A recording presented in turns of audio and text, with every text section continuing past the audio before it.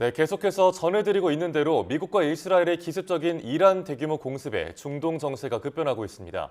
트럼프 미 대통령이 이란 최고 지도자 하메네이가 사망했다고 밝혔는데요. 중동 문제 전문가와 함께 자세한 내용을 살펴보겠습니다. 백승훈 한국외대 중동연구소 전임연구원과 이야기 나누겠습니다. 안녕하세요. 네, 안녕하세요. 예. 자, 최고 지도자인 하메네이를 비롯해서 이란 지도부가 지금 혼란이 예상이 되고 있습니다.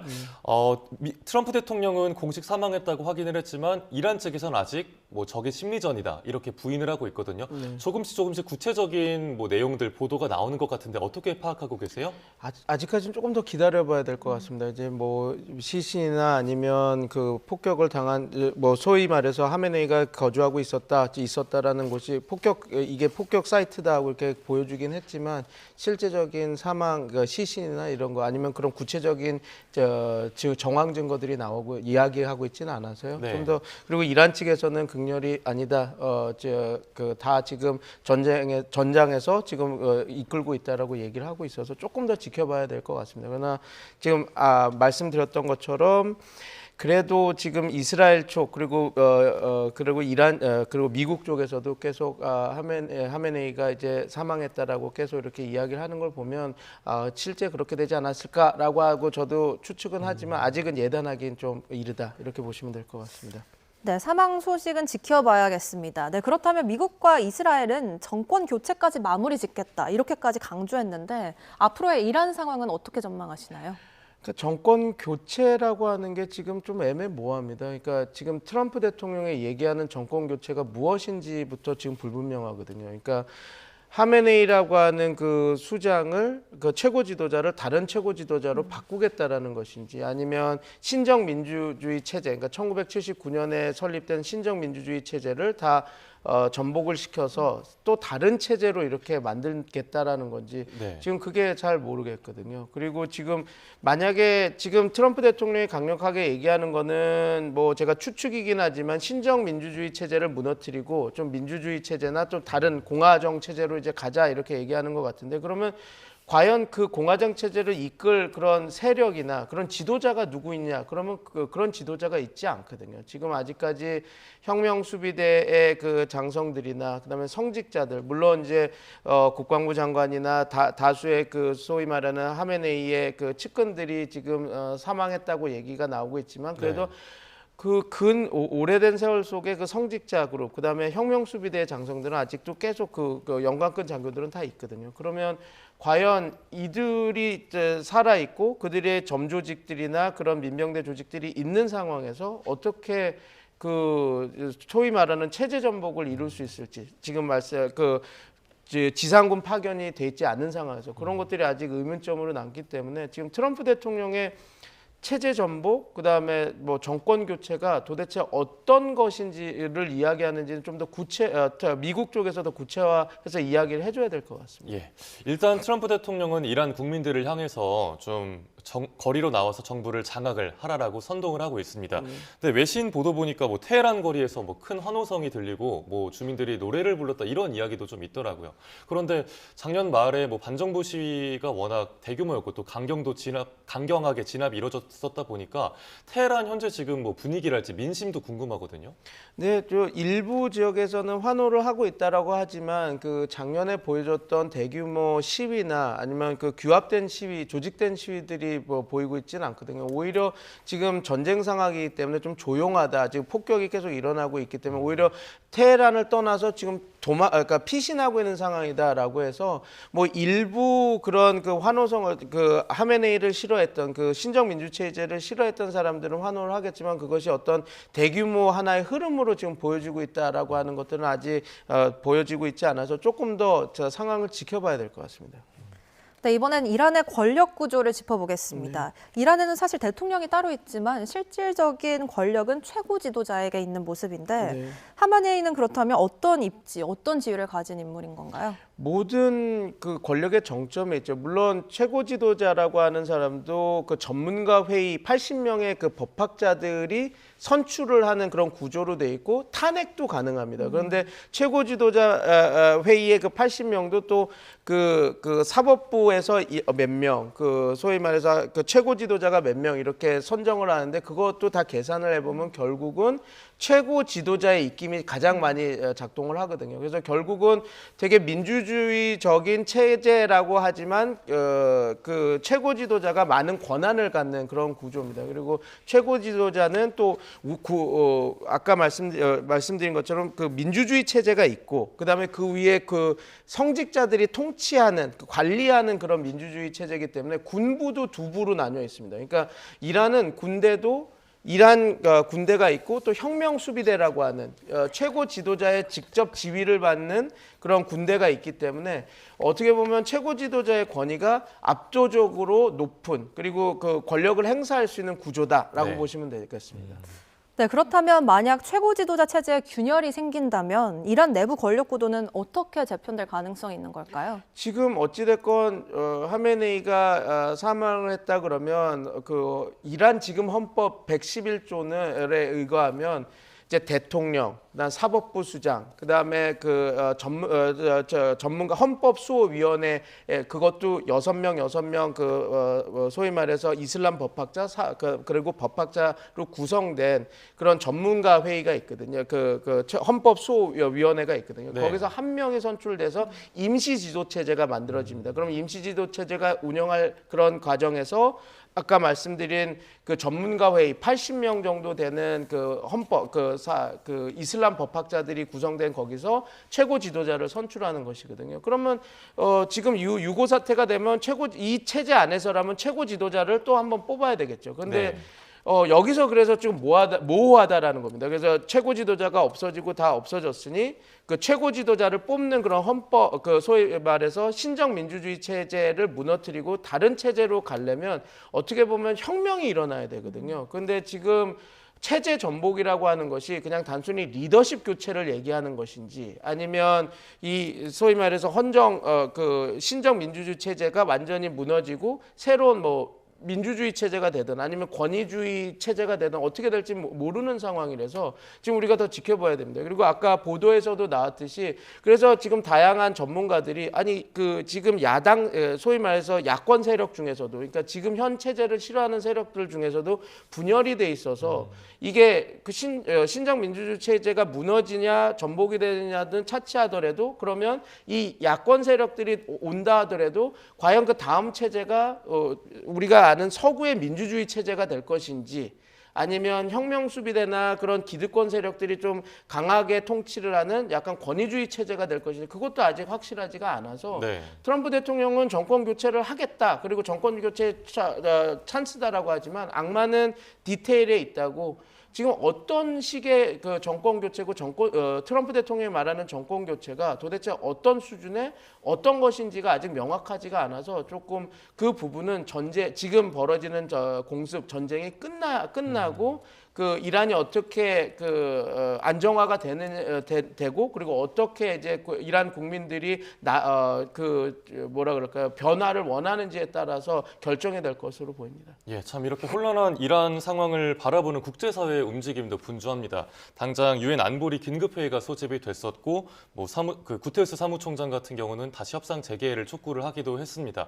이제 안보리가 앞으로도 계속해서 소집이 될 텐데 국제사회는 좀 어떻게 대응을 해야 될까요? 국제사회에서는 이제 전쟁은 더 이상 해서는 안 된다, 이건 멈춰야 된다라고 이야기를 하겠지만 트럼프 대통령의 성정상 그리고 지금 같이 공동작전을 하는 네타냐후 이스라엘 총리의 성정상 그런 국제기구의 그런 제언이나 그 안보리의 안보리의 그 레졸루션 그 안들을 받아들일까라고 하는 거에 대해서는 회의적입니다. 네. 그래서 지금 트럼프 대통령이 얘기하는 처음에 이야기했던 3, 4일간은 어찌됐건 군사작전을 계속해서 폭격이게 되겠지만 자기네들이 원하는 그런 어떤 성취를 얻기 위해서 노정을 하겠죠. 네, 역시나 세계가 가장 우려하는 것은 호르무즈 해협 봉쇄인 것 같습니다. 관련해서 소식도 계속해서 들어오고 있는데 세계 원유 수송의 핵심 통로인 만큼 막대한 피해가 예상되는데 만약에 봉쇄가 된다면 어떤 결과 예상하시나요? 지금 한 $70 유가가 올라서 한 배럴당 $70 정도 되는데 그게 120에서 $130로 올라갈 거라고 이야기를 하죠. 그리고 특히 우리나라 같은 경우는 중동산 석유를 68% 수입을 하고 있는데 대다수 수가 호르무즈 해협을 통해서 오기 때문에 그런 에너지 수급에서 큰 영향을 받을 것 같습니다. 그러나 네. 그 소위 무역 협회에서도 얘기하듯이 지금 가장 큰 문제는 호르무즈 해협은 에너지 병목 지역이긴 하지만 우리가 가장 걱정이 되는 부분은 오히려 후티 반군이 맡고 있는 그 아덴만 그쪽 해협이거든요. 그 수에즈 운하로 들어가는. 그래서 그 소위 말해서 후티 반군이 이란과 같이 해서 그 아덴만이나 거기를 막지 않는다면 우리의 뭐 해운 물류나 이런 거에서의 타격은 네. 생각보다 그렇게 크지 않을 것이라고 봅니다. 네, 좀 타격이 크지 않아야 할 텐데 걱정입니다. 트럼프 대통령이 이번 주 내내 계속해서 공격을 이어가겠다는 입장을 발표를 했잖아요. 그럼 이게 지상군 투입을 시사하는 걸까요? 아니면 지상군 투입은 좀 현실적으로 가능성이 낮겠습니까? 지상군 투입은 하지는 않을 겁니다. 왜냐하면 벤스 부통령도 지상군 파견을 하지 않겠다고 밝혔고 지금 편제를 보면 핵항모가 2개 그 중동에 나가 있긴 하지만 그게 공군 전력과 해군 전력이지 그 육군 전력은 아니거든요. 그래서 지상군 파견까지는 아닌데 또 상황이 어떻게 변할지 모르겠습니다. 지금 이렇게 하메네이가 진짜 사망한 것이 사실이고 이란에서도 소요 세타가 일어나고 이란 국민들이 체제 전복을 위해서 다시 뛰쳐나오게 한다 그러면 이번 기회에 확실히 밀어서 이란 체제 전복, 그 체제 변화를 한번 해보겠다라는 생각이 들면 지상군 파견도 가능할 수 있겠죠. 그러나 지금 상황까지는 이스라엘이든 미군이든 지상군 파견은 조금 지금 그렇게 높은 상황은 아닌 것 같습니다. 네, 사실 미국과 이란의 핵 협상이 진행 중이었고 또 공습 전날까지만 해도 이란과 중재국인 오만에서 핵 협상이 진전이 있다는 내용이 나왔어요. 그래서 중동에서는 미국이 또다시 이렇게 협상을 훼손하는 거 아니냐 이런 비판이 나오고 있는데 어떻게 보시나요?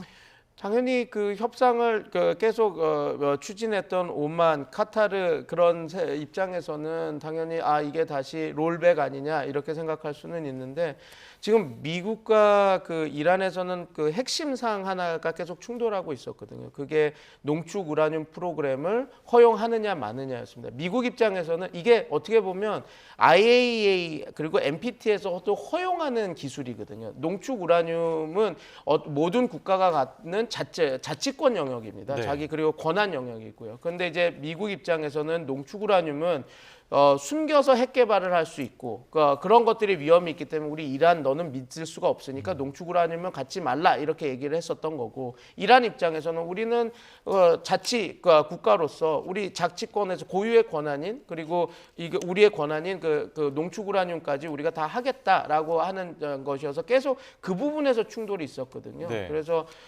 여러 가지 협상의 진전은 있었지만 그 핵심 부분은 진전이 없었던 부분이라서 이것이 이제 불씨가 돼서 지금 이런 충돌까지 이어졌다고 보시면 될 것 같습니다. 네, 이번 미국과 이스라엘의 공습으로 뭐 핵 미사일 시설도 많이 타격을 받았을 텐데 그럼 여기에서 이제 이란이 어떤 군사적 카드를 꺼내들지 뭐 아니면 미사일 능력이 지금 어느 정도 되는지 이 점도 좀 궁금하거든요. 지금 미사일 능력은 많이 약화됐죠. 이미 작년 6월에 벌어졌던 12일 전쟁을 통해서도 그 탄도 미사일들이 많이 소진이 됐고 그리고 레이더 방공망이나 이런 것들 레이더 기질들도 많이 파괴돼 있어서 비대칭 전력의 그 영향력은 상당히 떨어진 상태입니다. 그래서 지금 나오는 대로 뭐 미군 200명이 사망했다라고 하면 미군 입장에서는 아무 피해도 없었다 얘기하고 실제로 뭐 아부다비에서 1명 죽은 것도 네. 파편으로 죽은 거고 바레인에 공격한 것도 그 오함대 서비스 센터가 이렇게 파편으로 맞은 그런 상황이라서 그렇게 보면 지금 그 효과적인 공격을 못 하고 있거든요. 그래서 지금 이란이 보통 자기네들이 효율적으로 사용했던 그 군사 전략이 대리전 세력, 그러니까 그 헤즈볼라나 하마스를 이용한 대리전 세력, 그 다음에 드로닝과 탄도미사일을 이용한 비대칭 전력을 이용한 공격이었는데 뭐 대리전 세력은 거의 와해됐고 지금 탄도미사일도 점점 소진되고 그 탄도미사일이나 이런 것들이 잘 되려면 레이더 기지도 강력하게 갖추고 있어야 되거든요. 그런데 네. 레이더 기지가 다 타격을 와해된 상태입니다. 또 이스라엘 방공망에 막히기도 하죠. 네. 우리가 아는 그 7중 체제를 아이언돔까지 네. 포함하는 7중 방어망으로 막히는 상황이라서 이란이 지금 현재 상황에서 효과적으로 미국에 대응할 수 있는 카드는 그렇게 많지 않다라고 보시면 될 것 같습니다. 네, 며칠 전부터 미국 공습에 비해서 각국 국민들의 대피 권고가 있었어요. 이에 이재명 대통령은 교민 안전을 최우선으로 고려해달라 이렇게 말을 했는데 이렇게 중동 정책 속에 우리 교민들의 안전도 우려되는 상황입니다. 네.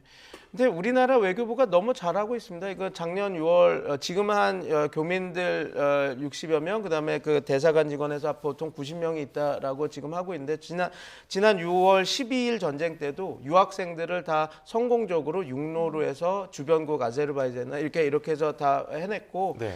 그리고 이런 얘기를 합니다. 우리도 그러면 대사관을 빼야 되는 거 아니냐 이런 얘기를 하는데 이걸 보시면 될 것 같습니다. 이제 지금 이란의 현 체제와 정부는 유한하지만 이란이라고 하는 국가는 무한하거든요. 계속 있거든요. 근데 우리가 이런 위기상에도 대한민국 외교부가 그 공간이 끝까지 있었다라고 하는 것은 어떻게 보면 상징적으로 그 어떤 외교적 틀을 문을 열 수 있는 그런 효과들이 이렇게 있는 거거든요. 그래서 지금 현재 외교부 그리고 이재명 정부에서 여러 가지 안보 회의를 통해서 대비책을 마련하고 있고 외교부에서는 성공적으로 그 우리 교민들을 그 작년 12일 전쟁에서도 6월 10일 전쟁에서도 보호한 그 전례가 있기 때문에 예. 좀 믿고 응원하고 지켜봐 주는 것이 그 네. 우리의 지금 자세라고 봅니다. 예, 이란 현지 교민들 안전에 문제가 절대 없어야겠습니다. 그런데 트럼프 대통령이 공습 직후에 이란이 자기 당선되는 걸 막으려고 두 차례 대선에 개입했다 이런 말을 했더라고요. 이게 어떤 맥락에서 나온 죄송합니다. 얘기일까요? 다시 한번 트럼프 대통령이 네, 공습 직후에 이란이 자신이 당선되는 걸 막으려고 대선에 이란이 개입을 했다 이런 말을 했는데 이게 어떤 맥락에서 나오는 건지 좀 황당한 내용이라서요. 이제 이제 이민자들 이게 아마 저는 이거는 하나의 그냥 추측성 얘기긴 하지만 지금 반이주 반이민 정책을 쓰고 있지 않습니까? 네. 그리고 지금 트럼프 대통령에 대해서 반하는 그런 뭐라 그럴까요? 세력들이 이제 중동 이주민들 그런 사람들이 있기 때문에 자기가 선거할 때 반대표를 던지고 반대 운동을 했던 그런 세력들 그리고 거기에서 동원됐다라고 이렇게 그런 부분도 분명히 있을 수는 있겠지만 네. 그런 것들을 다 해서 지금 이렇게 자기가 지금 하는 공격을 좀 이게 선거 개입 그다음에 이란이 계속 이런 짓들을 하고 있었다라고 해서 자신의 공격을 조금 정당화하는 하나의 그냥 수사 그런 거라고 보시면 될 것 같습니다. 예, 네. 알겠습니다. 오늘 말씀 여기까지 듣도록 하겠습니다. 네, 지금까지 백승훈 한국외대 중동연구소 전임연구원과 중동 정세 살펴봤습니다. 말씀 고맙습니다. 고맙습니다. 감사합니다.